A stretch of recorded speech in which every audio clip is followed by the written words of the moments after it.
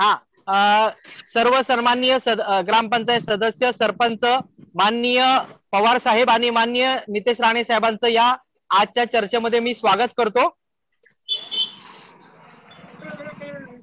प्रामुख्याने आजची चर्चा ही आपल्या सर्वांना माहित आहे, कोविडमुळे जगात आणि राज्यात आणि देशात हाहाकार माजला असताना आपल्या प्रामाणिक प्रयत्नांमुळे आणि लोकसहभागातून ज्यांनी हिवरे बाजार या गावामध्ये लोकसहभागातून जे काम उभा केलं त्यामुळे कोरोनावर मात करता आली आणि लोकांना घेऊन त्यांनी कसं काम केलं आणि लोकशक्ती कशी जोडली याबद्दल आम्हा सर्वांना पोपटराव पवार साहेबांकडून आज मार्गदर्शन मिळणार आहे। मी माननीय पोपटराव पवार साहेबांचं सिंधुदुर्ग वासियांच्या वतीने, सिंधुदुर्गातील सर्व सरपंचांच्या वतीने आणि माननीय आमदार नितेश राणे साहेबांच्या वतीने सर्वप्रथम स्वागत करतो। धन्यवाद। नमस्कार पवार साहेब, थोडं आपण सुरू करण्या अगोदर मी 1 मिनिटात आपल्याला प्राथमिक माहिती देतो। आमच्या सिंधुदुर्ग जिल्ह्यातले सर्व सरपंच महोदय जास्तीत जास्त प्रमाणामध्ये आपल्याला आज ऐकतायत। आमचा सिंधुदुर्ग जिल्हा आज रेड झोन मध्ये आहे आणि प्रामुख्याने शहरी भाग पेक्षा ग्रामीण भागामध्ये कोरोनाचा प्रसार मोठ्या प्रमाणामध्ये वाढलेला आहे। विविध पातळीवर उपयोजना आमच्या ग्रामपंचायती आणि सरपंच महोदय करतायत। खूप लोकांनी, खूप सरपंच महोदयांनी कोरोना मुक्त पण आपलं गाव ठेवलेलं आहे। पण आपल्या सारख्या ज्येष्ठ मंडळींनी या प्रसंगी आम्ही रेड झोनच्या बाहेर येण्याच्या दृष्टिकोनातून काय उपाययोजना कराव्यात किंवा आपण आपल्या गावामध्ये काय उपाययोजना केल्या याबद्दल आपण आम्हाला मार्गदर्शन करावं ही विनंती करतो आणि आपल्याकडे सुपूर्द करतो। चालेल। आताच आदरणीय आमदार नितेशजी राणे साहेबांनी गाव कोरोना मुक्त करण्याच्या दृष्टीने आणि सिंधुदुर्ग जिल्ह्यामध्ये जो रेड झोन मध्ये आलेला जिल्हा आहे तर कसं कोरोना मुक्त करता येईल अशा प्रकारचं आपल्या सर्वांना आव्हान साहेबांनी केलेलं आहे। खरं मी आमदार साहेबांच्या मनापासून आभार मानतो की राज्यातील कोरोना मुक्त गावासाठी एखाद्या जिल्ह्याने पुढाकार घ्यावा याची पहिली सुरुवात राज्यामध्ये आपण केली, त्याबद्दल आपल्याला खूप खूप धन्यवाद।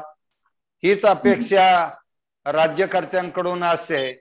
संकटाच्या काळामध्ये लोकांच्या मनामधली भीती दूर करून त्यांना त्यांचा आत्मविश्वास जागा करून या संकटातून बाहेर कसं काढता येईल यासाठी प्रयत्न करणं खूप महत्त्वाचं असं आणि तो एक चांगला स्तुत्य प्रयत्न आपण या ठिकाणी केलेला आहे।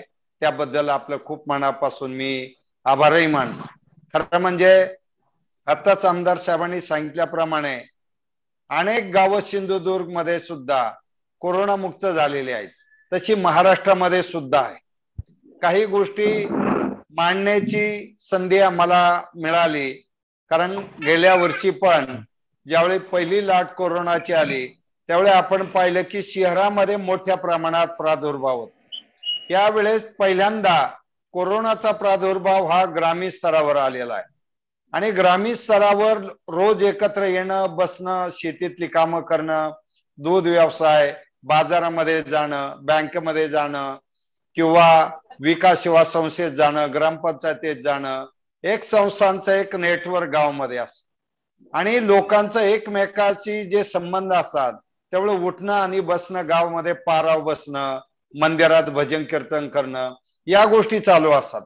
त्यामुळे या वर्षीचा प्रादुर्भाव एवढ्या मोठ्या प्रमाणात वाढला आणि एप्रिल आणि अर्धा मे एक भीतीदायक वातावरण राज्यामध्ये तयार झालं होतं आणि सगळीकडे सोशल मीडिया असेल, सर्व चॅनल्स असतील, प्रिंट मीडिया, इलेक्ट्रॉनिक मीडिया सगळं पाहिलं किंवा डिजिटल मीडिया, सगळीकडे कोरोनाचं स्वरूप कसं वाढत चाललंय या बातम्या येत होत्या आणि त्यामुळे साहजिकच ग्रामीण भागातील माणसं एक भीतीच्या वातावरणामध्ये होती आणि त्याचा ट्रेंड पण यावर्षी असा होता तर पहिल्या लाटेमध्ये घरामध्ये एक पॉझिटिव्ह आला तर संपूर्ण घर पॉझिटिव्ह आलेलं दिसलं नाही आणि पहिल्या लाटेमध्ये लक्षणं लक्षात यायची पण यावेळेस लक्षणं नसणारी माणसं सुद्धा पॉझिटिव्ह होती।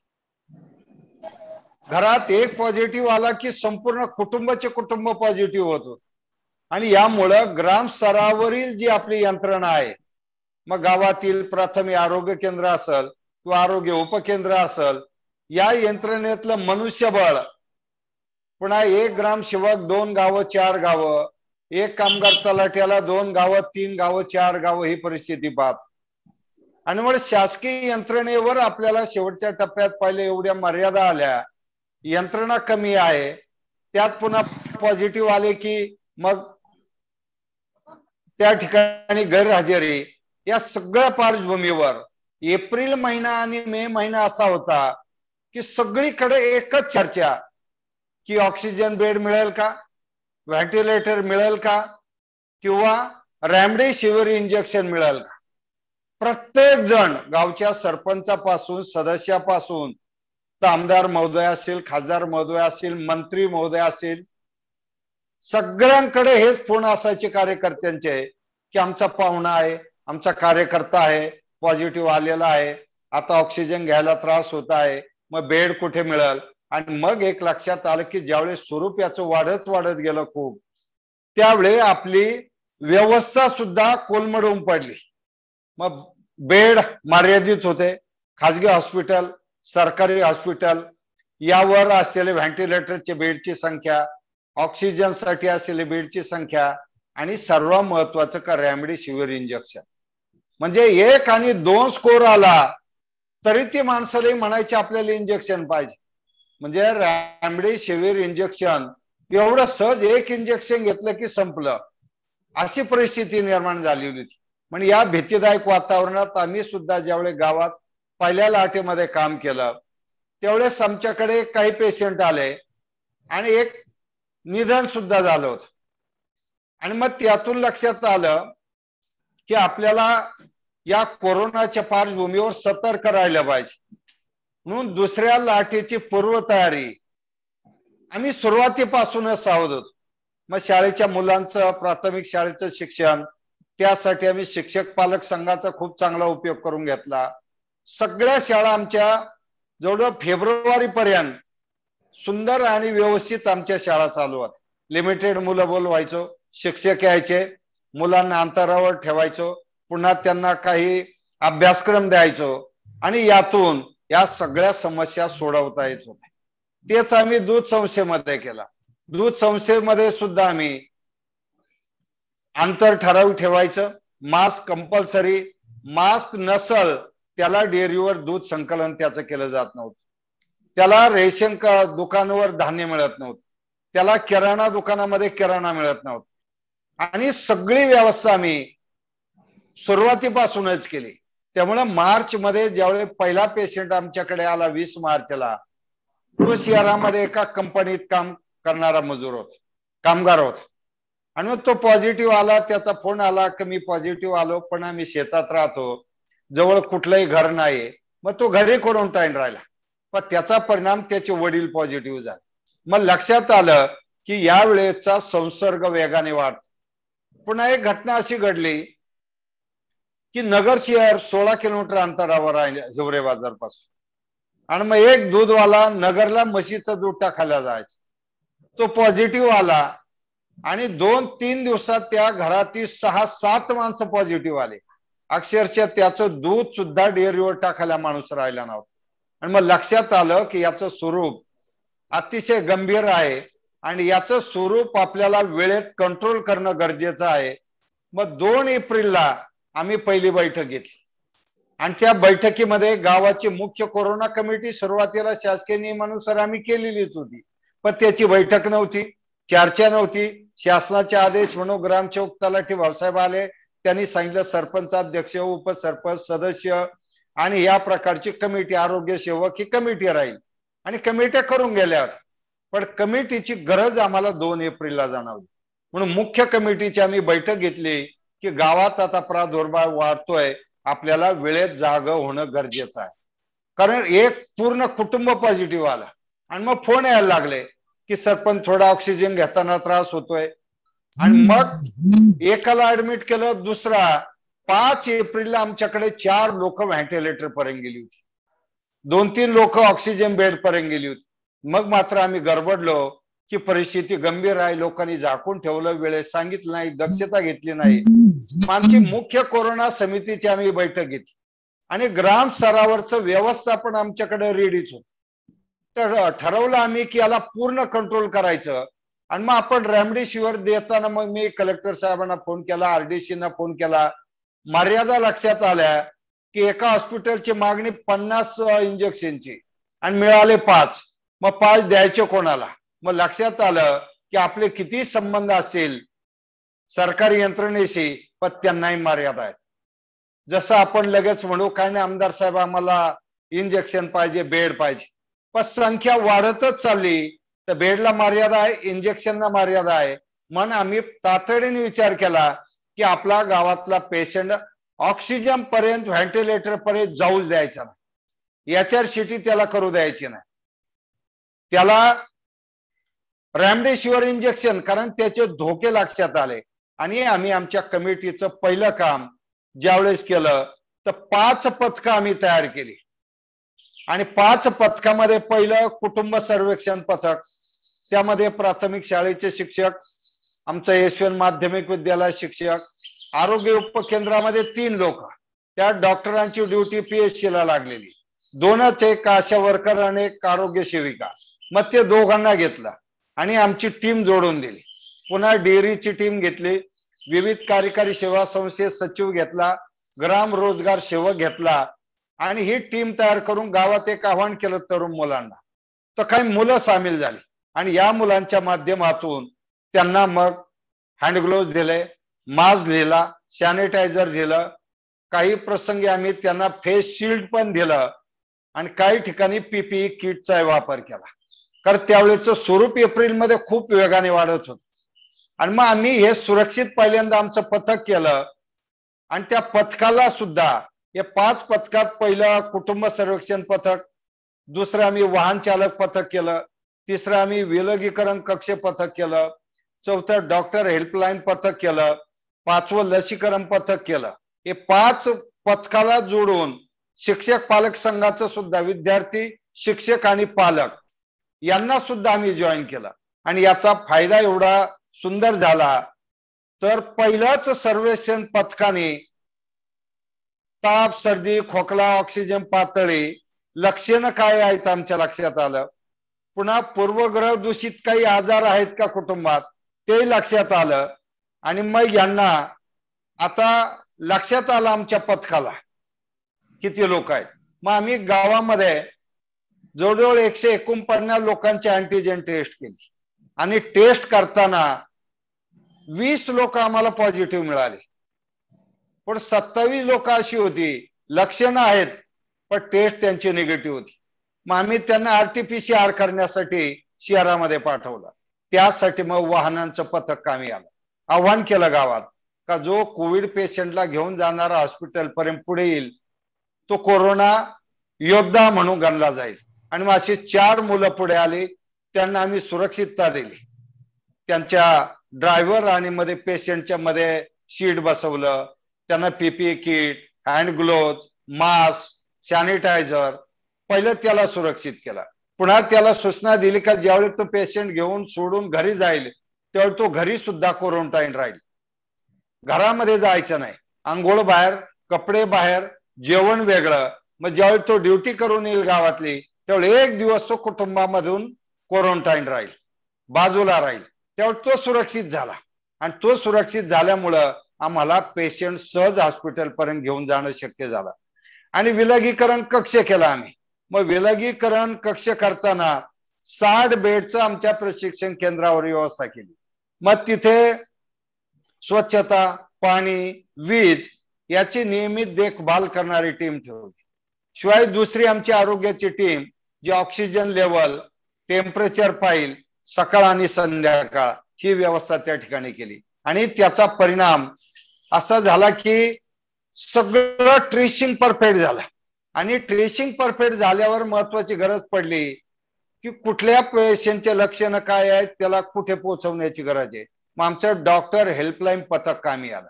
गावात माझा पुतण्याही डॉक्टर BMS आहे, दुसरा एक कार्यकर्त्याचा मुलगा डॉक्टर आहे. मग हे दोघं आणि आरोग्य उपकेंद्रातील डॉक्टर आणि त्यांची मदतनीस. मग या हेल्पलाईन पथकाने ताबडतोब आलेल्यांना विलगीकरण कक्षात ठेवलं. पण हे करत असताना ज्यांच्या टेस्ट निगेटिव्ह आहेत पण लक्षण आहेत यांचं आम्ही RT-PCR केला. असे 27 मिळाले. म्हणजे आम्हाला तपासणीत पहिल्या सर्वे मध्ये 47 लोक आम्हाला मिळाली. 47 लोक मिळाल्यानंतर सर्वात महत्वाचं की अडचणी काय आहेत लक्षात आला आणि योग्य प्रकारची ट्रीटमेंट या 47 पेशंटला मिळाली. त्याचे लक्षण त्याच्या स्वरूपावरून त्याला मदत मिळाली. तेवढं काही गावात क्वारंटाईन केली जे थोडे लक्षण होते, पण ज्यांना थोडं स्कोर वाढतोय असं दिसलंय, लक्षणं जास्त आहे, टेम्परेचर सतत येत आहे, मगच यांचं आम्ही HRCT केलं तर त्यांचे स्कोर वाढलेले दिसले. 5 लोक तोपर्यंत आमचे व्हेंटिलेटर वगैरे होते 10 एप्रिल पर्यंत. म्हणजे 2 एप्रिलला सुरुवात केली, 10 एप्रिल म्हणजे 8 दिवसात 5 पेशंट व्हेंटिलेटरवर गेले. दुर्दैवाने त्यातल्या दोघांचं दुःखद निधन झालं आणि 5 पेशंट पुन्हा आमचे ऑक्सिजन पर्यंत गेले होते. आणि म्हणून वेळेमध्ये त्यांना ट्रीटमेंट मिळाल्यामुळं जवळजवळ 18-19 पेशंट जे व्हेंटिलेटर बेडच्या अवस्थेत गेले होते ते सुखरूप घरी आले. आणि जे 3 पेशंट गेले याला कारण आमचं 5वं पथक जे लसीकरणाचं, या पथकाचं काम खूप सुंदर झालं. पहिल्या टप्प्यात लसीकरण केलं ते ज्येष्ठांचं केलं. ज्येष्ठांचं केल्यामुळे 82 वर्ष वयाचे आमचे सीताराम भालेकर म्हणून आहेत, त्यांना अक्षरशः 16-17 स्कोर होता, परंतु वेळेत दक्षता आणि त्यांचं लसीकरण झालेलं असल्यामुळं ते 16 स्कोर असून सुद्धा सुरक्षित राहिले. आणि कोविड लसीकरण पथकाचं जे काम होतं शासकीय नियमानुसार 45च्या वरील विशेष जुने आजार आणि यासाठी काम केलं. पात्र लाभार्थ्यांच्या अगोदर आम्ही यादी तयार केली, ती ग्रामपंचायतीच्या कार्यालयात स्वयंसेवकामार्फत नोंदणी करण्यात आली. लसीकरणादरम्यान कुठे नियमांचं उल्लंघन होणार नाही याची दक्षता पथकातील स्वयंसेवकाने घेतली. आणि गावातील सीताराम भालेकरांचं मी सांगितलं 82-83 वर्ष वय होतं, 14 स्कोर होता. फक्त लसीकरण झाल्यामुळं ते यातून सुखरूप बाहेर पडले. आणि एक तर पेशंट आमचा 22 स्कोर आला, ताराबाई ठाणगे नावाची महिला, 65 वर्ष वय आहे, त्यांचा स्कोर 22 होता. पण व्यवस्थित ट्रीटमेंट, कारण एक दक्षता आमच्या पथकाने घेतली ती हीच होती की पेशंटशी मी दररोज जेवढे पेशंट आमचे ऍडमिट आहेत त्यांच्याशी बोलायचो, त्यांच्या डॉक्टरांशी बोलायचो आणि त्यांच्या कुटुंबाशी बोलायचो. या माझ्या रोजच्या 3 फोनमुळं डॉक्टर पेशंटला सांगायचे तुमच्या सरपंचाचा फोन आलता, मग त्या पेशंटची भीती जायची. मी फोन केला की तो खुश होऊन जायचा. म्हणजे आमचे 17, 18, 20 पर्यंत स्कोर गेलेले पेशंट जे क्रिटिकल मध्ये गेले होते ते सुद्धा सुरक्षित बाहेर पडले. आणि सर्वात महत्वाचं आपण सिंधुदुर्ग मध्ये कोकणात विशेष करून जे शहरामध्ये आपण चाकरमाने हा शब्द लावतो नेहमी, का ज्या वेळेस ते शहरामधून गावाकडे यायला लागले त्यावेळेस सगळ्यात मोठी जबाबदारी होती गावाची का ते पॉझिटिव्ह असले तर त्यांना तपासणी करणं. आम्ही या सर्वांची ज्यावेळेस पहिला आमचा ग्राम सुरक्षेचा नेटवर्क आमदार साहेबांनी मी विनंती करेल याचा खूप चांगला उपयोग होतो. 30 सेकंदाचा एक कॉल गेला की 900 मोबाईल आमचे कनेक्ट आहे. मी पोपट पवार बोलतोय, तुम्ही शहरात असाल, सुरक्षित असाल तर तिथे राहा आणि अडचण असेल तर गावाकडे. पण गावाकडे आले की पहिल्यांदा त्यांना आम्ही घरी न जाऊ देता त्यांचे अँटीजेन केली, RT-PCR केला, त्यांना क्वारंटाईन ठेवलं आणि ज्यावेळी रिपोर्ट आल्यानंतर त्यांना घरी सोडलं. एक तो आर्मी मॅन आहे, थोड्या दिवसाची सुट्टी, आणि तो आल्यावर त्याला क्वारंटाईन केलं. सुरुवातीला तो थोडा नाराज होता की माझी सुट्टीच क्वारंटाईन मध्ये जाईल, पण ज्यावेळी त्याच्या लक्षात आलं आपल्या शेजारी अख्खं कुटुंब पॉझिटिव्ह आलं होतं, मग याची टेस्ट उशिरा आली, तोपर्यंत 2 दिवस थांबला आणि टेस्ट आल्यावर तो पॉझिटिव्ह होता. लगेच त्याला क्वारंटाईन केलं, पुढची ट्रीटमेंटची मदत केली आणि तो 17 दिवसांनंतर घरी गेला. तो एवढा आनंदी झाला की सरपंच साहेब गावातच आणि कमिटीचे आभार मानले की मला तुम्ही क्वारंटाईन करण्याचा आग्रह केला नसता तर मी माझ्या घरी गेलो असो, माझी मुलं, माझी पत्नी, माझे ज्येष्ठ आई वडील सगळे पॉझिटिव्ह आले असे. तर 100 फुटावर त्याचे शेजारी एक उदाहरण होत. आणि म्हणून याची जनजागृती आम्ही करताना अँटीजन टेस्ट आणि संशयित असेल पण अँटीजन निगेटिव्ह आहे तर त्याचे RT-PCR. आणि एप्रिलमध्ये पीक पिरियड होता, त्यामुळं लवकर टेस्ट रिपोर्ट येत नव्हते. तर मग आम्ही ब्लड चेक केले यांची, आणि ब्लड मध्ये डी डायमर जो कंटेंट असो वाढलेला दिसला की त्याला आम्ही समजून सांगितलं की तुझं कुटुंब सुरक्षित करायचं. आणि आम्ही सुद्धा आमचा व्हॉट्सअप ग्रुप आहे, आणि दर 2 दिवसाला मी 2 मिनिटांचा व्हॉट्सअप टाकायचो ग्रुपवर की कोरोना विनाकारण कोणाला त्रास देत नाही, त्याला घाबरायचं कारण नाही, पण त्याचे नियम पाळले तर आपण सुरक्षित राहतो. मग असं एक विश्वास निर्माण करणारं नेटवर्क केला. आणि काही आम्ही विशेष काळजी पण घेतली.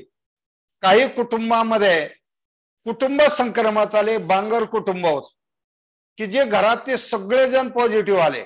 200 लिटर दूध आहे, मग यांचं दूध डेअरीला कोणी टाकायचं, आणि त्या घरातला जर एक पॉझिटिव्ह माणूस डेअरीवर आला तर डेअरीवर धोका निर्माण होईल. म्हणून आमच्या फ्रंटलाईन स्वयंसेवकातील पथकाने त्याचं दूध आणणं, डेअरीत टाकणं, पुन्हा कॅन त्याचं नेऊन देणं ही दक्षता घेतली. आणि याचा परिणाम असा झाला की दूधवाल्यांना सुद्धा अडचण नाही. आता आमच्याकडे शेतकाम करताना एप्रिल मे मध्ये जवळजवळ 300 मजूर कोकणामधून, विदर्भ आणि मराठवाड्यातून येतात. दरवर्षी 400-500 मजूर येतात, आणि यावेळेस 300 मजूर होते. पण ते आल्यानंतर त्या सर्व मजुरांना आम्ही शेतामध्ये क्वारंटाईन केलं, कारण लॉकडाऊन होतं. मग लॉकडाऊन मध्ये बाहेरचे माणसं येऊ द्यायचे नसतात, पण आमच्याकडे शिस्त आणि आमचं व्यवस्थापन चांगले आल्यामुळं 300 मजुरांना आम्ही शेतात वेगवेगळ्या कांदा चाळीमध्ये, शेतकऱ्यांच्या कांदा चाळी खूप मोठ्या प्रमाणात आहे, तिथे क्वारंटाईन केलं. मग तिथे त्यांनी जेवणाची, राहण्याची, आंघोळीची सगळी व्यवस्था त्यांची त्या ठिकाणी केली. मग शेतातलं काम आणि क्वारंटाईन सेंटर एवढं, म्हणजे कुटुंबातल्या माणसांनी सुद्धा तिथे जायचं नाही, किंवा कुठल्या कामगारांनी गावात किराणा दुकान किंवा घरामध्ये जायचं नाही. त्यामुळे 300 मजूर गावामध्ये काम करत होते. सुरळीतपणे कोणी पॉझिटिव्ह आला नाही. सर्वात महत्वाचं, गावात काम करणारे फ्रंटलाईन वर्कर एकही पॉझिटिव्ह आला नाही. आणि शिवाय आम्ही दुसरं लसीकरण केलं त्यावेळेस आम्ही पहिल्या प्राधान्यानं 20-22 वर्षाची मुलं होते काय आमच्या टीम मध्ये व्यवस्थापनात, यांचं लसीकरण केलं. हेच जर आम्ही वादविवाद, राजकारण आलं तर लगेच अट काय होती, 45च्या पुढच्यांना लस द्यायची. पण आम्ही गावामध्ये व्यवस्थापन चांगलं असल्यामुळं, आणि यावर्षी आपल्या सर्वांना कल्पना आहे की 35 वर्षानंतर हिवरे बाजार ग्रामपंचायतीची निवडणूक पहिल्यांदा झाली. आणि निवडणूक सुद्धा आपण सगळ्या राज्यांनी पाहिली, आदर्शवत निवडणूक केली. वाद नाही, विवाद नाही, तंटा नाही, भांडण नाही, कुठं बोगस वोटिंग नाही, काही नाही. आणि खर्च सुद्धा 0 होता. चहा सुद्धा कोणी कोणाला पाजला नाही. आणि यातून खूप चांगल्या प्रकारे एक संदेश गेला. आणि आज कोरोनामध्ये सुद्धा कुठेही संकटाच्या काळात राजकारण आलं नाही, आणि त्याचा परिणाम सगळ्यांनी शिस्त पाळली. त्यामुळे आम्हाला कडक लॉकडाऊन करावं लागणार. त्यामुळे किराणा दुकान, स्वस्त धान्य दुकान, त्याचं वेळापत्रक आम्ही तयार केलेलं होतं, आणि वेळापत्रकानुसारच त्याचं वाटप केलं गेलं. की कुठले कुटुंब, काल परवाची घटना आहे, आमचं धान्य दुकानात धान्य आलं, वाटप करायला गेला, बाहेर गावचे काही माणसं, एक 13वा विधी होता म्हणून गावात आली होती, ते घरी आल्यावर म्हणल्यावर तुमच्या गावात कोणी खाली चौकात वारलं का काय हो? तर ते म्हणले नाही होत, तसं काही नाही. मग काय गर्दी, तिथे माणसं होती, एवढे पांगून का बसली होती? नाही म्हणजे आमचं धान्य दुकानातलं धान्य वाटप होत. त्या व्यक्तीने सांगितलं कालच आमच्या गावात धान्य आलं, अक्षरशः प्रचंड गर्दी लोकांनी केली, आणि धान्य दुकान चालकावर गुन्हा दाखल करावा लागला यंत्रणेला. म्हणून आपल्याकडे इतकं व्यवस्थित कुठं धान्याची अडचण नाही, वाटपाची अडचण नाही. आणि मास्क नसल तर त्याला धान्य मिळत नाही. आता हे नियम आपण आपल्या सुरक्षितेसाठी करतो, ते काय कोणा एकासाठी दोघांसाठी करतो असं नाही. आणि म्हणून अशा प्रकारचं धोरण ठेवल्यामुळं कुठेही अडचण नाही, एकदम परफेक्ट प्लॅनिंग होतं आमचं. पुन्हा गावाची एकी आणि स्वयंसेवकांचा प्रामाणिकपणा, स्वयंसेवकांचे घरचे फोन मला यायचे, सरपंच पहा बर का, आमची मुलं गावात तुमच्याबरोबर काम करतात, कोरोनाचं स्वरूप खूप वाढलेलं आहे, म्हणून त्यांच्या सुरक्षितेची जबाबदारी सुद्धा आपली. कारण आतापर्यंत खूप अभियान आले, तंटामुक्त गाव अभियान आलं, हागणदारी मुक्त गाव अभियान आलं, पुन्हा इतरही अभियान, टँकर मुक्त गाव अभियान आलं. या अभियानामध्ये भीती नव्हती. पाणी फाउंडेशन आलं, नाम फाउंडेशन आलं, ग्राम सामाजिक परिवर्तन आलं. यात गाव एकत्र यायची, वर्गण्या करायचे, श्रमदान करायचे आणि काम करायचे. पण या कोरोनाच्या पार्श्वभूमीवर सर्वात महत्वाचं होतं स्वतःला सुरक्षित ठेवून गावासाठी झोकून देणं. मी पाहिलं राज्यामध्ये खूप चांगले सरपंच गेली का जे गावासाठी पळत होते, परंतु ते स्वतःला सुरक्षित ठेवू शकले नाही आणि दुर्दैवाने गावासाठी पळताना त्यांचा मृत्यू झाला. अनेक सन्माननीय पंचायत समिती सदस्य, जिल्हा परिषद सदस्य गेले. एक तर नाव मी आवर्जून घेतो, खासदार राजू सातव साहेब. किती मोठी पक्ष कोणाचा कुठलाही असो, पण ज्या कुटुंबाला, गावाला आणि राष्ट्राला गरज असे अशी माणसं या कोरोनाच्या पार्श्वभूमीवर आपल्यातून गेलेली पाहायला मिळाली. म्हणून उद्याच्या काळात सुद्धा कोरोनासारखं कुठलंही संकट येऊ शकतं. त्या संकटाला सामोरं जाणारं व्यवस्थापन आपल्याला निर्माण करणं गरजेचं आहे. आणि ते व्यवस्थापन कसं असावं, आम्ही फार वेगळं काही केलं नाही मित्रांनो. मी नम्रपणे सांगतो, महाराष्ट्रामध्ये अनेक गावं अशी आहेत, या गावांनी कोरोनाला आपल्या शिवेच्या आत गावात येऊ दिला नाही. त्यांचं अभिनंदन करतो मी.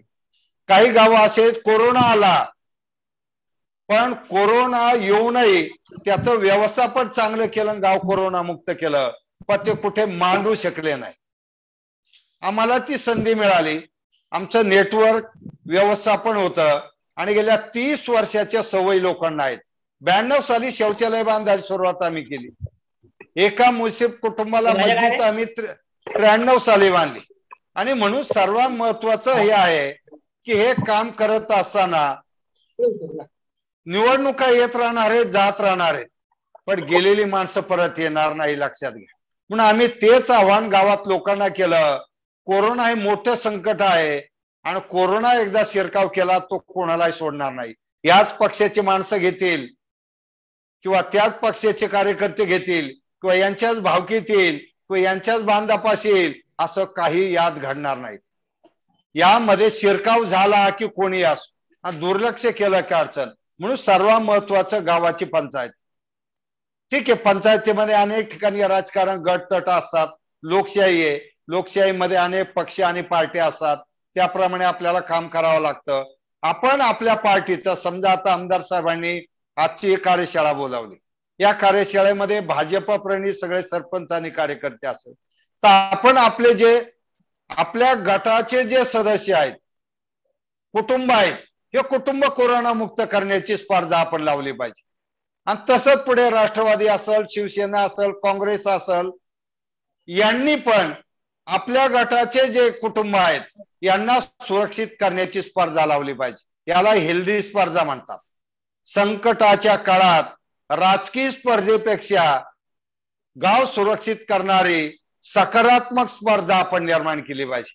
आणि एका गटाने ह्या केले आम्ही पाहिलं आता, कारण कालच आदरणीय मुख्यमंत्री महोदयांनी त्या काही हिवरे बाजार असेल, पुन्हा त्यानंतर आपल्या घाटणे गावचे सरपंच आहे पृथ्वीराज देशमुख, तरुण मुलगा 21 वर्षाचा, दुसराही सरपंच आहेत आपल्या कोमल करपे, या 2 सरपंच तरुण आहेत. तसे महाराष्ट्रात खूप तरुण सरपंच पुढे पळतायत, काम करतायत. अनेक सन्मानित जिल्हा परिषद सदस्य, पंचायत समिती सदस्य पळतायत. अनेक महिला सरपंच सुद्धा यामध्ये महिलांचं नेटवर्क वापरून, सेल्फ हेल्प ग्रुपचा वापर करून पुढे पळतायत. आमच्या तालुक्यामध्ये शेजारी हे भोयरे खुर्द नावाचं गाव आहे.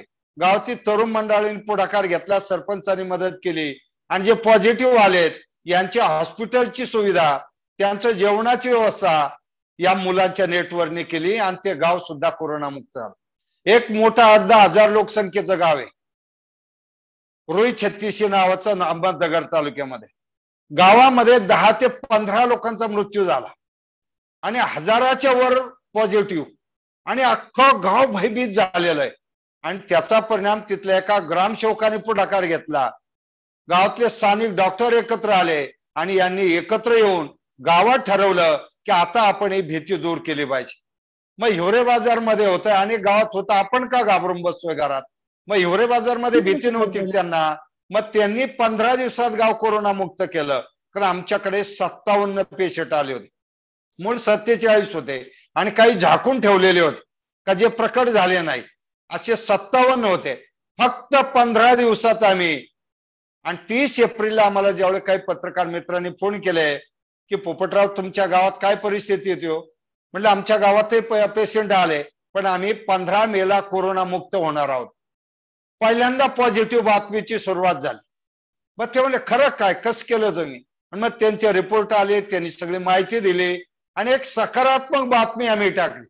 कारण कोरोनाच्या काळात लोकांच्या मनातली भीती दूर करणं गरजेचं होतं. अनेक फोन याचे तालुक्यातून, जिल्ह्यातून, राज्यातून, पार जम्मू काश्मीर किंवा मेघालय पासून, आसाम पासून फोन आले होते. कारण पर्यावरण, स्वच्छता, जलसंधारणाच्या कामामुळे राज्यभर, देशभर जे संपर्क झाले त्यामुळे अनेक ठिकाणाहून फोन यायचे की असं संकट आहे. सगळी मागणी असायची रेमडेसिवीर इंजेक्शन, व्हेंटिलेटर, ऑक्सिजन. आणि कसं थांबल की नाही एक भीती होती लोकांमध्ये. मग आपण पहिल्यांदा एक पत्रकार मित्रांशी बोललो की आता सोशल मीडियावर ज्या बातम्या येतात लोक भयभीत होत आहेत, अंत्यविधीसाठी लागलेल्या रांगा, त्याच्यानंतर वेटिंग, यामुळे भीतीचं वातावरण भिवून खूप लोक हार्ट अटॅकने गेली.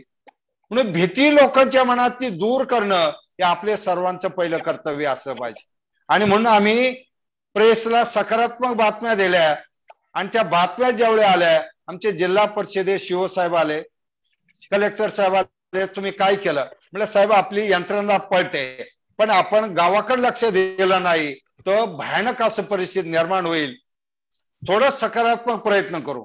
आणि त्यातून मग 2 दिवसाची विशी घेऊन आम्ही संपूर्ण नगर जिल्ह्यात सगळे कामगार तलाठ, सगळे शासकीय यंत्रणा, त्याबरोबर 1300 सरपंच, पोलीस पाटील, तंटामुक्त गाव समिती अध्यक्ष आणि 2 दिवस सकाळी 11 ते सायंकाळी 7 वाजेपर्यंत वेळ दिला.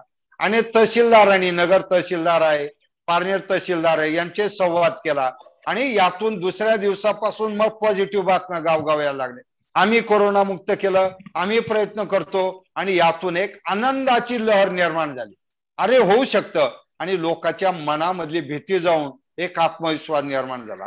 म्हणून आपल्याला सर्वात महत्वाचं आहे आता सिंधुदुर्ग जिल्हा कोरोना मुक्त करण्याच्या दृष्टीने, कारण आपल्याकडे प्रत्येक कुटुंबातील माणसं आज मुंबई पुण्यामध्ये आहेत. आणि मग साहजिकच शहरामध्ये लॉकडाऊन झाला, मग शहरात थांबायचं कसं म्हणून गावाकडे आले. पहिल्या लाटेची अवस्था पाहिली आणि दुसऱ्या लाटेमध्ये आपण पाहिलं की मोठ्या संख्येने लोक गावाकडे आली आणि वाद सुरू झाले. तुम्ही गावात येऊ नका असं नाही, शेवटी हे आपल्याच गावातली माणसं आहेत, याच आपल्या मातीत जन्मलेली माणसं आहेत. पण त्यांना शिस्त लावणं हे आपल्या नेतृत्वाची जबाबदारी आहे. की ठीक आहे बाबा तू गावातलाच आहे, तू आलाय ना मुंबईमधून, मग असं कर, क्वारंटाईन केंद्रामध्ये गेला पाहिजे, तुझ्या तपासण्या करून घे आणि तू सुरक्षित असेल तर तू घरात जा म्हणजे तुझं घर सुरक्षित होईल. ह्या पद्धतीने समजून सांगण्याचं स्किल महत्वाचं आहे. आपण जर वेगळ्या अँगलनी सांगायला लागलो, काही लोकांनी बंद केले बोर्ड लावून, अजिबात आम्ही बाहेरच्या माणसाला गावात येऊ देणार नाही. अहो ही माणसं जातील कुठं? शेवटी आपलीच माणसं आहे. संकटाच्या काळात हीच माणसं गावासाठी धावून येतात. म्हणून संकटाच्या काळामध्ये गावच आधार आहे ही परिस्थिती या कोरोनाने निर्माण केली. अनेक लोक पाहिलं आमच्याकडे असेल तुमच्याकडे, सगळं विकलं होतं शेत आणि मुंबई पुण्यात जाऊन शहरामध्ये स्थायिक झाली होती. आज ही माणसं म्हणायला लागली गावामध्ये आजोबाची जागा आहे, मग तिथे आम्हाला छोटस 4 पत्रे टाकायला जागा मिळेल का? छोटस फार्म हाऊस घ्यायला कोणी शेत देईल का? कारण का की लोकांना आता गाव सुरक्षित वाटायला लागली. का हो एक काळी सगळी शहरं सुरक्षित वाटायची, कारण रोजगाराची सगळी साधनं शहराकडे गेली, त्यामुळं गावं बकाल झाली, ओसाड झाली. पण कोकणात आलं का खरोखर जेवण नसतं तरी झोप येते, कारण कोकणाला निसर्गाने इतकं भरभरून दिलं. प्रचंड मोठा समुद्र किनारा, फळबागा, निसर्ग संपन्नता आणि याच्यामुळं महाराष्ट्राचे सगळे विचारवंत साहित्यिक कोकणाने दिलेत. सार्वजनिक गणपती उत्सव सुद्धा कोकणाने दिला. ज्या छत्रपती शिवरायांनी हिंदवी स्वराज्याची स्थापना केली तो रायगड आणि तिथे असलेली छत्रपती शिवरायांचं जे जीवन आहे ते संपूर्ण देशाला नाही जगाला मार्गदर्शक आहे. मग एवढी मोठी प्रेरणा असलेलं कोकण भूमी आणि या कोकणामध्ये आपण शहरी आणि गाव असा एक संघर्ष निर्माण झालेला पाहिला. मग कुठेतरी आपल्याला हा संघर्ष न होऊ देता गावांना एकत्रित करणं, उत्तम व्यवस्थापन करणं आणि उद्याच्या भविष्य काळात संकटाला सामोरं जाणं हेच काम आपल्या सर्वांच्या दृष्टीने खूप महत्वाचं आहे. आपण पाहिलं मोठी लाट आता समुद्रात लाट आल्या, कमी दाबाचा पट्टा तयार झालेला आहे आणि सध्या जगभर तापमानाच्या बदल्यामुळे सगळं घडतंय. कधीतरी चक्रीवादळ यायची, आता चक्रीवादळ वर्षातून अनेक वेळा लागली, ढगफुटी व्हायला लागली, पर्यावरणाचं संतुलन बिघडलं. त्याचा सगळ्यात मोठा दुष्परिणाम जो आहे मानवाला भोगावा लागतो. कारण तापमान वाढलं तरी सुप्त अवस्थेतील जीवाणू प्रकट होतात आणि काही असलेले खाली जाऊन बसतात. म्हणून तापमान कमी झालं तरी धोका आहे, वाढलं तरी धोका आहे. म्हणून तापमानाच्या बदलामुळं जे नव्याने आजार येतात, जे व्हायरस येत आहेत, ते आता आपल्या सर्वांच्या पुढे मोठं चॅलेंज आहे. मग हे कोरोना आला, त्याला जोडून पोटामध्ये ब्लॅक फंगस आलं आणि भीतीचं वातावरण तयार झालं. लोक ऍडमिट व्हायला जायला तयार नाही आहात. नको ते व्हेंटिलेटर, नको ऑक्सिजन, नको इंजेक्शन. म्हणून याला घाबरलं म्हणजे समस्या सुटतील असं नाही. आपली पंचायत राज व्यवस्था, जिल्हा परिषद, पंचायत समिती, ग्रामपंचायत, विधानसभा, लोकसभा, स्थानिक स्तर, ज्याला आपण पुन्हा वेगवेगळ्या स्टेट सेक्टर, लोकल सेक्टर म्हणतो, याचं विश्वास निर्माण करणं हे काम आहे. म्हणून ज्याची आर्थिक क्षमता नाही त्यांच्यासाठी सरकार नावाची गोष्ट आहे. म्हणून जिल्हा परिषदेत शाळा, आरोग्य उपकेंद्र, आरोग्य केंद्र, या ज्या सगळ्या गोष्टी या ज्याची क्षमता नाही त्यांच्यासाठी, आपले ग्रामपंचायत त्यासाठी आहे. आणि म्हणून अभियानाच्या काळात जे उपक्रम राबवतो, आजही आमच्या जिल्हा परिषद प्राथमिक शाळेत 200 लोकांना क्वारंटाईन करतो, एवढी सुंदर व्यवस्था आहे. कारण आम्ही सगळ्या इमारती करताना, टॉयलेट बांधताना स्वच्छता अभियानात सुद्धा सहभाग घेतला, पण लॉंग लाईफ काम केलं आम्ही, बक्षिसापुरतं काम केलं नाही. त्यामुळे लोकांना हात धुवा, श्रमदान करा, शिस्तीचं पालन करा, 7 सूत्र, चराईबंदी, कुऱ्हाडबंदी, नसबंदी, नशाबंदी, लोटाबंदी, ह्या उपक्रमात सुद्धा सहभागी होण्याची शिस्त लागली आणि त्याचा परिणाम कुठलंही संकट आलं तर आम्ही सावध आहोत. आणि म्हणून याचं व्यवस्थित व्यवस्थापन आम्ही केलं होतं, कागदावर सगळं केलं होतं. प्रत्येक बैठकाचे फोटो, व्हिजिटचे फोटो, त्याचं रेकॉर्डिंग आणि त्याचं पॉवर पॉइंट प्रेझेंटेशन केलं.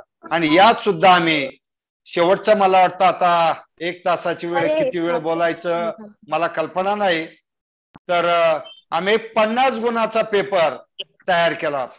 मनामध्ये होतं की लोकांच्या मनात ती भीती गेली पाहिजे, गावात जी हतबल झालेली पाहायला मिळतो यांच्यामध्ये आत्मविश्वास वाढला पाहिजे. आणि म्हणून आम्ही मार्च, एप्रिल आणि मे मध्ये जे काम केलं त्याच्या आधारे बसून एक 50 गुणांचा पेपर केला आणि त्या पेपरच्या माध्यमातून कोरोना मुक्त गाव ही संकल्पना आणली. तंटामुक्त गाव, हागणदारी मुक्त गाव, टँकर मुक्त गाव, आणि आताची घोषणा आम्ही गावातच दिली पहिली मार्च मध्ये, आता आपल्याला कोरोना मुक्त गाव करायचं.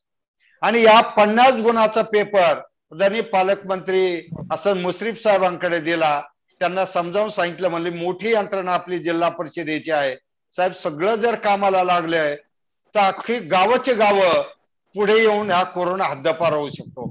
आणि त्यातून हा 50 गुणाचा पेपर दिला. पुन्हा मुख्यमंत्री महोदय कार्यालयात तुम्हाला जे प्रधान सचिव विकास खारगे साहेबांचा फोन आला, ते म्हणे पोपटराव तुम्ही नेमकी काय केलंय.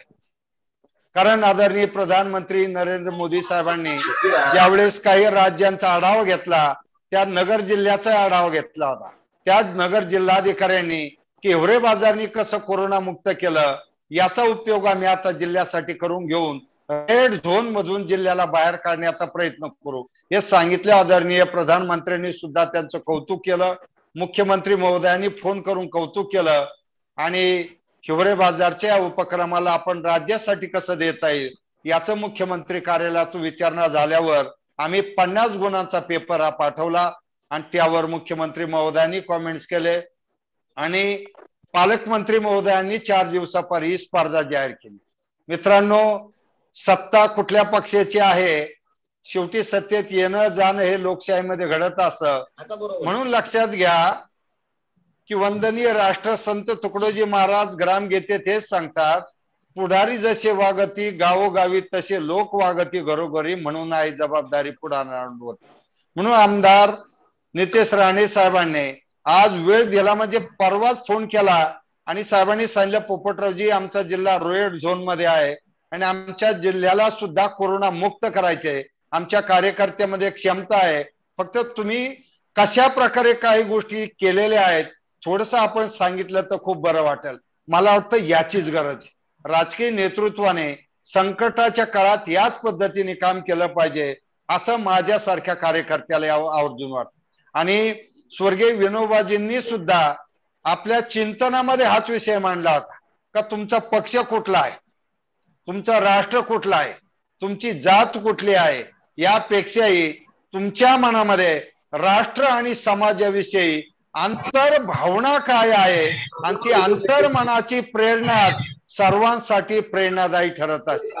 म्हणून तुम्हाला एक चांगली संधी यातून आहे की मी नम्रपणे पुन्हा सांगतो की आम्ही फार वेगळे केलं असं नाही.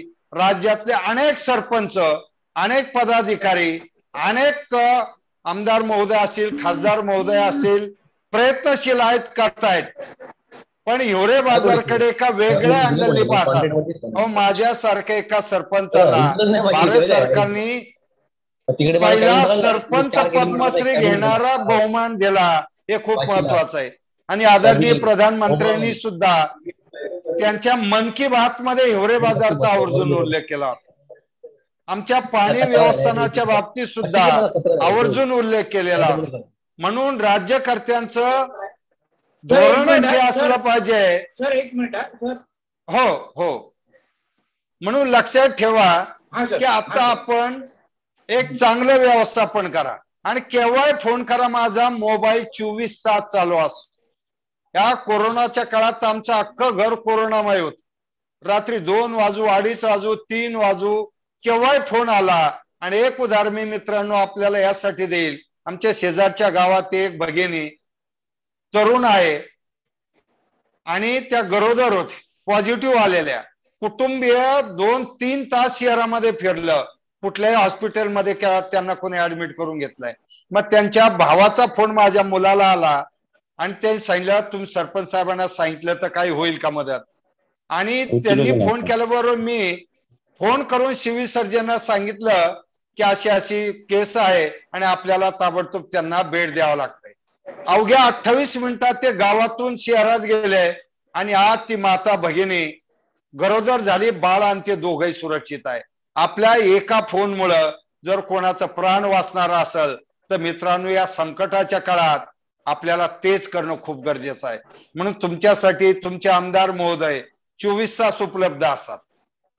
म्हणून अशा प्रकारे आपण नेतृत्व, पण त्यांना मर्यादा आहे.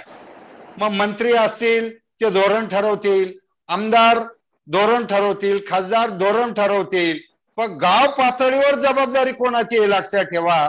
गाव पातळीवर व्यवस्थापन आणि पुढाकार घेण्याची जबाबदारी आपल्या कार्यकर्त्यांची. आणि अडचण येईल त्यावेळी आपल्या नेतृत्वाशी संपर्क करून मदत मागणं हे महत्वाचं आहे. अन्यथा प्रत्येक गोष्टीला आपण म्हणायला लागलो, जर गावाचे गाव पॉझिटिव्ह व्हायला लागले तर आपलं नेतृत्व सुद्धा कोणाकोणाला व्हेंटिलेटर देऊ शकल, कोणाकोणाला रेमडेसिवीर देऊ शकल. आणि आपल्याला माहित आहे की अंधारात सुद्धा मदत केली तरी अनेक लोक कोर्टात जातात. तर संकटाच्या काळात रेमडेसिवीरच्या बाबतीत सुद्धा खूप तक्रारी झाल्या, व्हेंटिलेटरच्या बाबतीत तक्रारी झाल्या. म्हणून तक्रार राजकारणात आणि या राजकारणात चालतं, पण संकटाच्या काळात आपल्याला एखाद्याला मदतीचा हात म्हणून पुढे यायचा असतो. आणि म्हणून त्या पद्धतीने मला वाटतं आपण काम करावं. सिंधुदुर्ग म्हणजे एक फुफ्फुस आहेत महाराष्ट्राची. एवढा प्रचंड मोठा समुद्र किनारा, निसर्ग संपन्नता आणि अशा ठिकाणी, कारण सिंधुदुर्ग हा महाराष्ट्रातला पहिला जिल्हा आहे तो हागणदारी मुक्त झालेला होता. आणि म्हणून आता कोरोना मुक्त होणारा पहिला जिल्हा, हे काम आपल्याला करावं लागणार आहे. आणि ते जर केलं तर त्यात केव्हा अडचण आली माझा फोन का आहे तुमच्याकडे, केव्हा फोन करा, मी नाही तर माझा मुलगा सुद्धा त्याचा फोन आहे. आणि तिथून आपल्याला अमोल गवळीत आमचे खूप जुनेच मित्र आहेत आणि त्यांच्यामुळं सगळं मध्ये आदरणीय आमदार साहेब सुद्धा हिवरे बाजारला आपली सगळी टीम घेऊन आले होते की एखाद्या गावात नेमकी काय, कारण प्रत्येक जण काम करत असतो पण आपण दुसऱ्याचं काम करून त्या कामात काय आहे. जसं मी आता हिवरे बाजार केलं, माझ्या अगोदर राळेगण सिद्धी झालं, मग राळेगण सिद्धीचा पहिला प्रयोग होता, तिथे काय गोष्टी कमी आहेत काय जास्त आहेत हे मला कळालं, माझं गाव पहिल्या इतरांना कळतं आणि यातून आपण चांगलं काहीतरी तयार करू शकतो. म्हणून राज्यातील कोरोना मुक्त पहिला जिल्हा या पद्धतीने आपण जर उत्तम व्यवस्थापन केलं तर 15 दिवसामध्ये आपण हे कंट्रोल करू शकतो. म्हणून मला असं वाटतं आता काही आपले प्रश्न असतील तर थोडे प्रश्न विचारून त्याचे उत्तर देता येईल. मला वाटतं ज्या काही मुद्दे मांडायचे होते, बोलायचे होते, सगळं झालेलं आहे आणि मी PDF फाईल या सगळ्या केलेल्या कामाचे सुद्धा आपल्याकडे टाकेल. बोला आमदार साहेब. प्रश्न घेऊ, ज्याला पण प्रश्न विचारायचे त्याने हात वरती करावं आणि मग आपण पवार साहेब आपले उत्तर देतील. ज्यालाही प्रश्न विचारायचे असतील गावसंदर्भात त्याने हात वरती करावं. बोला विजयराव, बोला, तुमचा हातवर आहे. विजयराव बोला. हा बोला. हा साहेब, मी काय म्हणतो, आता कोकणामध्ये बहुतेक आता कोरोना जो आहे दाटी वाटीच्या ठिकाणी होतो, असं जवळजवळ 1.5 मीटरचं अंतर न ठेवल्यामुळे होतो असं आपलं म्हणणं आहे, बरोबर. तर त्या संदर्भात मला असं म्हणायचं की आता आम्ही एकत्र कुटुंब आहोत, म्हणजे बरेच जागा बिगा मोठी आहे, तर त्या ठिकाणी काही म्हणजे असं एकत्र वावरल्याने काय कोरोना पसरेल अशी काय भीती नाही ना? नाही, असं काही नाही. फक्त एक आहे एकत्र कुटुंब पद्धती, कारण यावेळेस कोरोनाचा ट्रेंड असा आहे, गेल्या वेळेस कुटुंबात एक पॉझिटिव्ह आला तर सगळं कुटुंब येत नव्हतं. यावेळेस पहिल्यांदा जाणवलं की कुटुंबात एक पॉझिटिव्ह आला की त्याच्या सानिध्यात आलेले इतर कुटुंब पॉझिटिव्ह झाले. म्हणून आपल्याला एकत्र कुटुंब पद्धतीमध्ये आपण ठरवलं, आम्ही काय केलं की आता पुढच्या लसीकरणाचं प्लॅनिंग आम्ही असं केलं का रेशन दुकानावर कोण जाणार आहे, बाजारामध्ये बियाणं खतं आणायला कोण जाणार आहे, बँकेत, मग कुटुंबाचा प्रमुखाचं लसीकरण करून त्याला सुरक्षित करायचं. मग तो बाहेर गेला की बाहेरून येताना त्यांनी दक्षता घ्यायची का तो बाहेरून पॉझिटिव्ह होऊन आला किंवा आपल्या बरोबर तो निगेटिव्ह आहे पण तो वाहक असेल तर तो अख्ख्या कुटुंबाला पॉझिटिव्ह करू शकतो. म्हणून सर्व महत्वाचं आहे की एकत्र कुटुंब पद्धती आहे म्हणून घाबरण्याचं कारण नाही, पण आपल्या कुटुंबातील जी व्यक्ती बाहेर जाणार आहे त्या व्यक्तीने सुरक्षिततेचे नियम पाळणं आणि बाहेरून आल्यानंतर स्वतःला सुरक्षित ठेवणं किंवा कपडे आंघोळ करणं, जो मास्क आहे तो वेगळा ठेवणं आणि त्या वेळेत थोडं काही काळ कुटुंबापासून बाजूला राहणं. कारण सिंधुदुर्ग मध्ये लोकसंख्येची घनता मोठी आहे, कुटुंब मोठाले असतात आणि मग तिथेही अडचण अशी. ठीक आहे, पुढचा प्रश्न साहेब. अजून एक प्रश्न होता साहेब. हा बोला. मी काय म्हणतो, आता मी तो उंबर्डे कुंभारवाडी वैभववाडी तालुक्यात राहतो मी. हा, तर तिथे म्हणजे माझी काकी वगैरे आता वयस्क आहे, तर त्याने ते इंजेक्शन घेतलं तर चालेल का? हो, काहीच अडचण नाही. ज्येष्ठ नागरिकांनी लस पहिली घेतली पाहिजे. कारण दुर्दैवाने काल सुरुवातीला ज्या चर्चा बाहेर अफवा आल्या की लसीने असं होतं तसं गैरसमज खूप वाढले आणि त्यामुळे खूप लोक लस घेत नव्हते. आता आपण लस, कारण मी सुरुवातीला सांगितलं आमच्या गावातला 82 वर्ष वयाचा ग्रस्त फक्त लस होते म्हणून 16चा स्कोर असतानाही तो सुरक्षित झाला होता. म्हणून 100% लसीकरणात ज्येष्ठांना आणि काही पूर्वग्रह दूषित आजार असेल तर त्यांना लस देऊन घ्या. अच्छा, चालेल. ओके, धन्यवाद. या पुढचा प्रश्न घेऊ आपण. सर, मला आपल्याला एक प्रश्न विचारायचा आहे.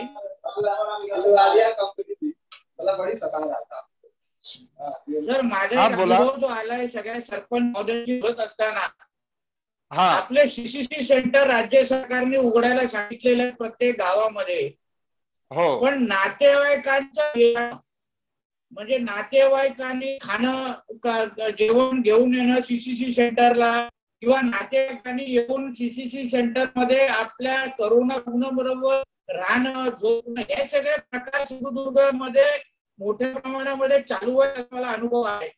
तर ह्या बाबतीमध्ये आपण आपल्या गावामध्ये काय केलं? कारण काय होत, नातेवाईक जेव्हा सीसी सेंटर मध्ये असतात तेव्हा कोरोना पेशंट जेव्हा सीसी तेव्हा नातेवाईकांना तुम्ही तिथे येण्यापासून कसं थांबवलं किंवा काय मार्गदर्शन केलं सर, हेही आमच्या सरपंच महोदयांना सांगावं.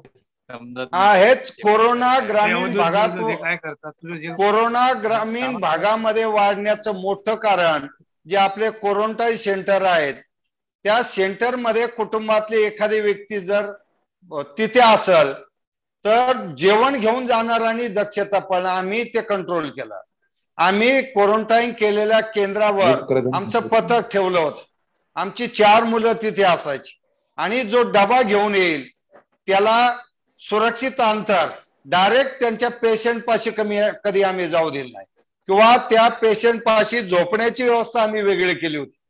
घरातला कोणी माणूस क्वारंटाईन सेंटरवर जाणार नाही याची दक्षता आम्ही घेतली. आणि घेतलं नसतं तर पूर्ण गावामध्ये 100 ते 150 पॉझिटिव्ह आले असते. म्हणून क्वारंटाईन केंद्र जे आपण केलेलं आहे सेंटर, इथे फक्त पेशंट थांबल, त्याची जेवणाची व्यवस्था वेगळी केली जाईल आणि जेवण घेऊन जाणार आतमध्ये डायरेक्ट त्याला एंट्री नव्हती.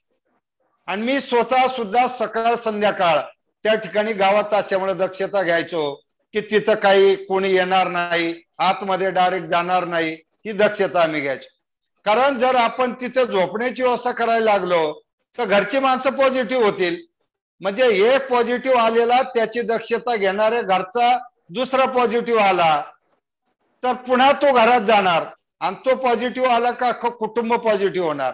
म्हणून सर्वात महत्वाचं आहे, व्यक्ती स्वतः सुरक्षित राहिली तर घर सुरक्षित होत. म्हणून आम्ही ही दक्षता घेतली. क्वारंटाईन केंद्रामध्ये डायरेक्ट कोणाला एंट्री नव्हती. डायरेक्ट एंट्री नसल्यामुळं नवीन जेवण घेऊन जाणारे बाधित झाले नाही आणि तिथं त्यांना आम्ही झोपण्याची वेगळी व्यवस्था केली होती. क्वारंटाईन सेंटरवरती नाही आणि तिथं गरजही नव्हती, कारण पेशंटची दक्षताच आमची टीम घ्यायची. 2 वेळेच्या त्यांच्या तपासण्या असायची, ऑक्सिजन लेवल, टेम्परेचर, आणि अडचण असेल तर आमचं डॉक्टर हेल्पलाईन पथक लगेच त्याला पुढील तपासणीसाठी हॉस्पिटलला पाठवायचं. लगेच आमचं पुढचं पथक ज्यांच्याकडे वाहनं आहेत ते पेशंटला घेऊन जायचे. त्यामुळे कुटुंबातील कुठल्याही व्यक्तींना, एक तर बौद्ध समाजाचं कुटुंब होतं, घरात कोणीच नाही, 2घच पती पत्नी, त्यांचं गाडीचं जाणं येणं ऍडमिट करणं 1 रुपयाचा खर्च आम्ही त्यांना येऊ दिला नाही. हे सगळं आम्ही आमची संस्था आणि ग्रामपंचायतीने केलं आणि याच्यामुळं ते कुटुंब सुरक्षित झालं. पुढचा प्रश्न. अजून कोणाला विचारायचे प्रश्न? संतोषजी बोला, संतोषजी राणे बोला. नमस्कार साहेब, आपण उत्तम माहिती दिली त्याबद्दल आभारी. माझा प्रश्न असा आहे साहेब की मागील 1.5 वर्ष आम्ही सरपंच सर्व आणि कार्यकारिणी काम करतोय, पण शासनाची कुठलीही संरक्षण आम्हाला समितीला, सरपंच असेल किंवा समितीला नाही. माझे काही बांधव भगिनी या ठिकाणी कोरोनाच्या लढ्यामध्ये दुर्दैवी मृत्यू झालाय. त्यांना मेडिक्लेम किंवा त्यांना मरणोत्तर त्यांच्या पश्चात त्यांची जी कुटुंबाला जी काही आर्थिक मदत असेल ती शासनाने जाहीर करावी. आणि दुसरा प्रश्न की समितीमध्ये सरपंच किंवा कार्यकारिणी काम करत असताना शासनाच्या इतर स्तरावरील सर्व कर्मचाऱ्यांनी त्याच्यामध्ये जास्तीत जास्त इन्व्हॉल्वमेंट करण्यासाठी शासनाने त्यांच्यावर प्रेशराईज करावं. बरोबर आहे आपला संतोषजी, चांगला प्रश्न आहे. शासकीय कर्मचाऱ्यांचा सहभाग वाढणं आणि तीच मागणी आम्ही मुख्यमंत्री महोदयांकडे केलेली आहे की जे फ्रंटलाईन वर्कर म्हणून ग्रामस्तरावर काम करणार आहेत, स्वतःचा जीव धोक्यात घालून, मग सरपंच, उपसरपंच, सदस्य किंवा शाळेत शिक्षक, यांचं लसीकरण पहिलं करा. त्यांचं लसीकरण पहिलं करणं गरजेचं आहे, कारण ते सुरक्षित झाले तर त्यांचं घर सुरक्षित होईल आणि घर सुरक्षित झालं तर फ्रंटलाईन वर्कर गावात योगदान देऊ शकतील. म्हणून हा सुद्धा महत्वाचा विषय आहे. आणि ग्रामस्तरावर कर्मचारी जे काम करतात यांनी या उपक्रमामध्ये सहभागी होणं खूप महत्वाचं आहे. हा बोला. हा बोला, बापर्डे सरपंच संजयराव बोला. संजय लाड.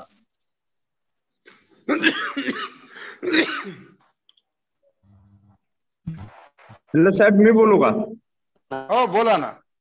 हा, माझा एक आता प्रश्न असा आहे की सिंधुदुर्ग जिल्ह्यातील काही सरपंचांचा कोरोनाने मृत्यू झाला आहे, काही सरपंचांना कोरोनाची लागण झाली आहे. अशा वेळी हिवरे बाजारचे सरपंच म्हणून तुम्ही नेमकं सरपंच म्हणून काम जे केलं ते सांगितलं, परंतु तुम्ही स्वतः काम करत असतेवेळी कोरोना पॉझिटिव्ह आला होता का, आणि आला मग त्यावेळी तुम्ही कशी भूमिका घेतली किंवा काय केलं तुम्ही ते? नाही, सुदैवाने 5-6 लोकांच्या बरोबर मोटरसायकलवर फिरलो, परंतु मी पॉझिटिव्ह आलो नाही. परंतु माझा मुलगा बेशी आगरी आहे प्रसन्न, तो गावात त्यांच्या मुलांमध्ये जायचा, पुन्हा काही काम पाहायचा, त्यावेळी तो पॉझिटिव्ह आला होता. पुन्हा माझा पुतण्या डॉक्टर आहे BMS, तो सुद्धा पेशंट पाहताना गावात मदत करताना पॉझिटिव्ह आला. त्यामुळे त्याची आई, त्याचा मुलगा ते पॉझिटिव्ह आले. माझी घरात राहत माझी पत्नी पॉझिटिव्ह आली होती. एकीकडे गावात कोरोना वाढलाय, दुसरीकडे घरामध्ये आहे, आणि आमचं एकत्र कुटुंब पद्धत आहे. धाकटा भाऊ मी आम्ही शेतामध्येच राहतो, आणि तिथे ज्यावेळेस स्वरूप वाढलं आणि मग गावातही पळायचं, लक्ष द्यायचं, पुन्हा बाहेरचंही पाहायचं. एकीकडे ऑक्सिजन मिळत नव्हता, त्यावेळेस जिल्हाभरातून डॉक्टरांचे फोन, मग तिथे याला मदत करा, त्याला मदत करा. अक्षरशः मी आंघोळीला जाताना सुद्धा मोबाईल हातात घेऊन जायचो, टॉयलेटला जाताना सुद्धा मोबाईल असायचा. का, कधी आपल्या एका फोनमुळे कोणाला मदत होईल आणि त्यांचं प्राण वाचल ही भावना त्यावेळेस तयार झाली होती.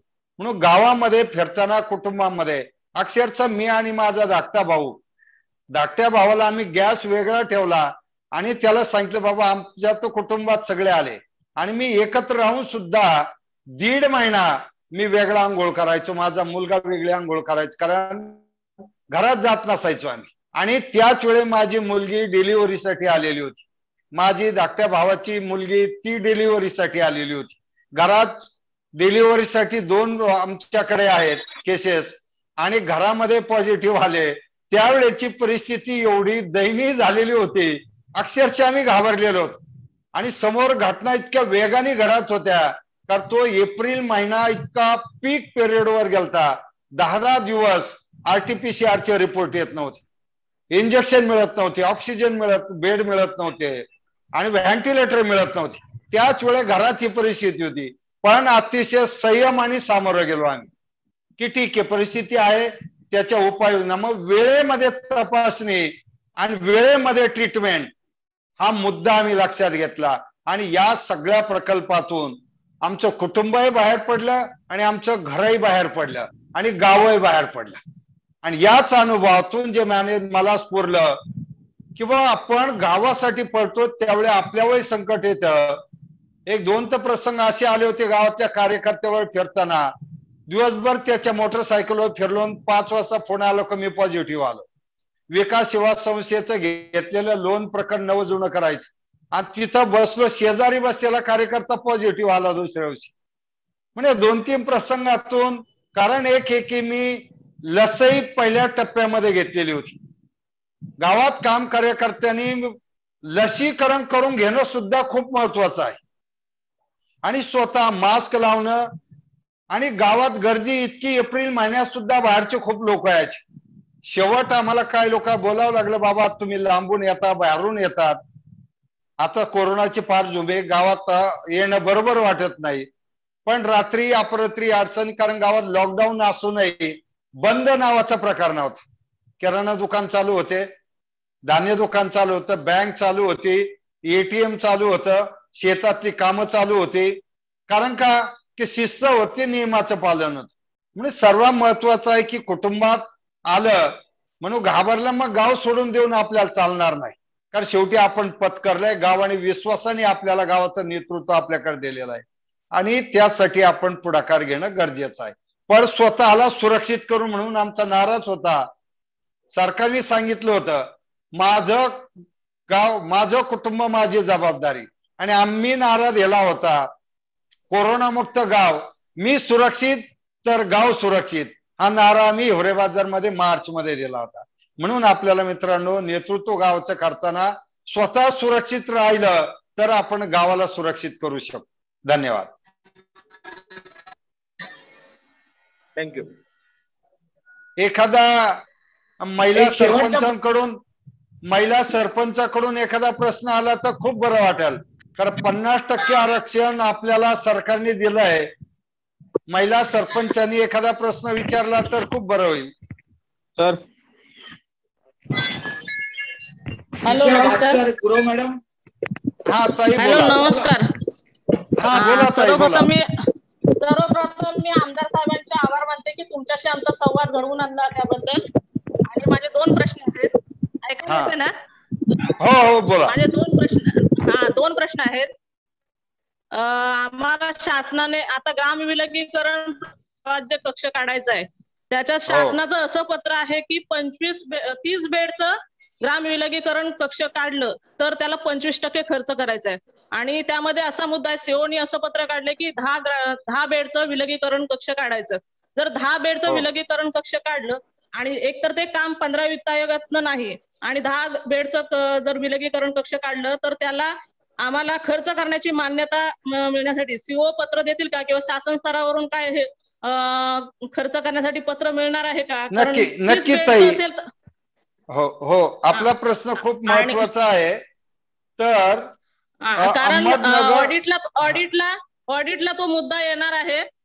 जर म्हणजे एकतर ग्रामसभेनं तो आराखडा 15 वित्त आयोगाचा बनवला आहे, आराखड्यात जर ठीक आहे बदल करून मिळतील, पण खर्च करण्यासाठी आम्हाला सीओचं पत्र असल्याशिवाय आम्ही सरपंच म्हणून त्या चेकवर सही करू शकत नाही. ही आमची अडचण आहे. दुसरा मुद्दा माझा असा आहे की तुम्ही मगाशी सांगितलं की जसं तुम्ही नियोजन केलंय तसं आम्ही प्रत्येक सरपंचांनी आपापल्या परीने प्रत्येक गावात नियोजन केलेलं आहे. तुम्ही जे वेगवेगळे हे केलात भाग केलात तसे प्रत्येकाने आम्ही केलेले आहेत.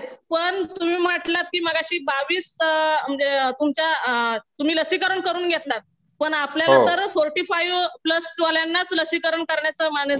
आम्हाला सरपंच म्हणून जर शासनाकडे फ्रंटलाईन म्हणजे आम्हाला लसीकरणासाठी भांडावं लागलं, आम्हाला 4 दिवसापूर्वी तो पण आमदार साहेबांनी किंवा आमच्या संघटनेने अध्यक्ष मॅडमने ज्यावेळी आवाज उठवला त्यावेळी आम्हाला 18+ वाल्यांना लसीकरण दिलं गेलं.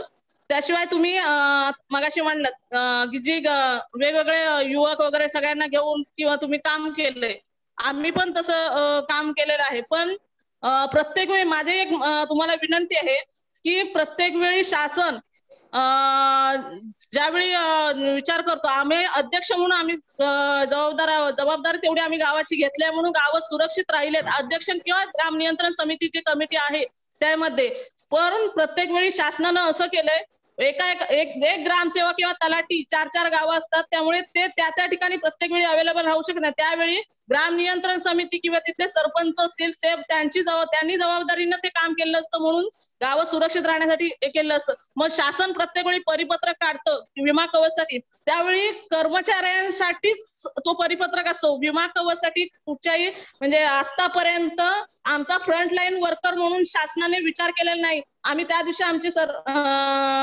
आमदार साहेबांबरोबर किंवा त्याच्या अगोदर आमची सभापतींबरोबर मिटिंग झाली, त्यावेळी पण मी मिटिंग मध्ये सांगितलं आमचे विमा आमचे आमदार किंवा आमचे अध्यक्ष मॅडम पण काढतील, पण आम्हाला शासनाकडनंच परिपत्रक पाहिजे का, तर आम्ही फ्रंटलाईन वर्कर म्हणून काम करत नाही आहोत का, आमचा जर विचार होत नसेल तर. हा माझा मुद्दा आहे. आम्ही म्हणजे आमचे अशा भगिनी आहेत, आमचे उपसरपंच आहेत, ही मागणी आमची तुम्ही मुख्यमंत्री साहेबांकडे मांडावी म्हणून. म्हणजे शासनाच्या परिपत्रकामध्ये आमचं सरपंच म्हणून किंवा ग्राम नियंत्रण समिती म्हणून पहिलं नाव यायला पाहिजे. ठीक आहे ताई, लक्षात आलं. तुम्ही दोन्ही मुद्दे महत्वाचे मांडले. पहिला मुद्दा होता 15 वित्त आयोगातून खर्चाची परवानगी. तर अहमदनगर जिल्हा परिषदेचे शिव राजेंद्र क्षीरसागर साहेबांनी मागच्याच आठवड्यात आम्ही त्यावर ऑनलाईन विषय घेतले, तर एक सरपंचांनी हा प्रश्न विचारला होता. लगेच शासन निर्णय करून त्यांनी पुन्हा JR काढून आणि पत्रकाची परवानगी शिवणने दिली की पंचायत स्वतः खर्च करणारा असेल तर आम्ही लगेच परवानगी देऊ. मी ते त्यांचं पत्रक आपल्याला फॉरवर्ड करतो. आणि दुसरं मी शासनाला सुद्धा हे लिहिलेलं आहे, मुख्यमंत्री महोदयांना पण प्रधानमंत्री महोदयांना पण. 15 वित्त आयोगातला अर्धा खर्च आता अनटाईड फंड म्हणून दिला पाहिजे. संकटाच्या काळात तो खर्च करण्याचे अधिकार ग्रामपंचायतीला दिले पाहिजे. तर सगळा टाईड फंड दिला आणि उत्पन्न कमी असं, त्यामुळे काम करता येत नाही. तर तो एक महत्वाचा निर्णय. दुसरा मुद्दा आपण म्हणला आपण जे सांगितलं फ्रंटलाईन वर्कर म्हणून, तेही पत्रक मी मुख्यमंत्री महोदयांना आणि प्रधानमंत्री महोदयांना एक 15 दिवसापूर्वी दिलंय की गावच्या सरपंच, उपसरपंच आणि ग्रामपंचायत सदस्य, विकास सेवा संस्थेचे चेअरमन किंवा जोही फ्रंटलाईन वर्कर पुढे येऊन काम करणार आहे त्याला पहिले लस वॅक्सिन देणं आणि त्याला विमा कवच देणं. तर शेवटी मी नेहमीच सांगत आलो की या देशात जो संघटित वर्ग आहे तो जे पाहिजे तो मिळवतो, पण जो असंघटित वर्ग आहे म्हणजे पंचायत राज म्हणजे ग्रामविकास पंचायती आणि शेतकरी, या असंघटित वर्गाला काहीच मिळत नाही आणि सगळ्या समस्या तिथेच आहेत.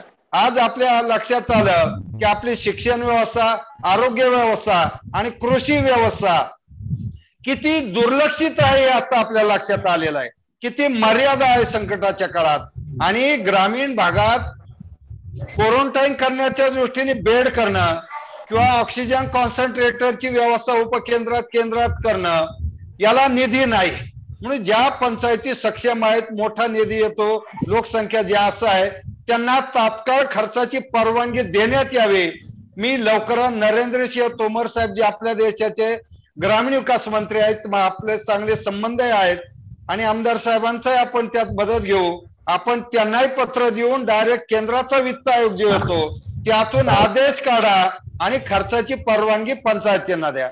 आणि मुख्यमंत्री महोदय आणि उपमुख्यमंत्री महोदयांना मी पत्र दिलेलं आहे आणि पुन्हा एक पत्राचा रिमाइंडर सोमवारी देतो का जेणेकरून आपल्या महिला संघ सरपंच परिषदेच्या महिला विभागाच्या अध्यक्ष राणीताई पाटील आहेत, कोल्हापूरच्या, अतिशय ऍक्टिव्ह आहेत, चांगल्या सरपंच म्हणूनही त्यांनी काम केलेलं आहे. म्हणून आपण तुमचे 2 मुद्दे महत्वाचे होते ते चांगल्या पद्धतीने घेऊ.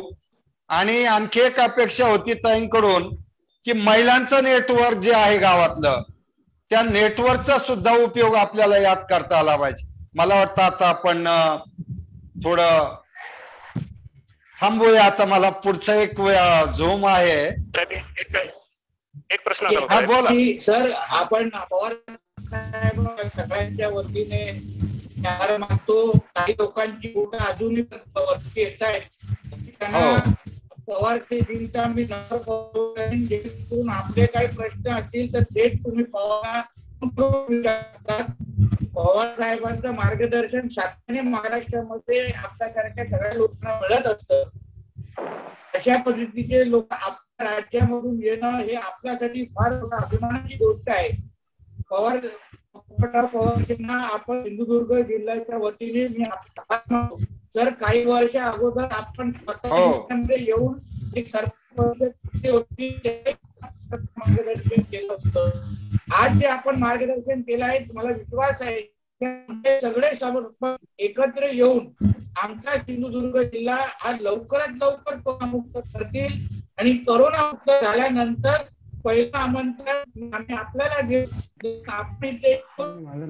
एकंदरीत आमच्या सहवासामध्ये आमच्याशी परत बोला.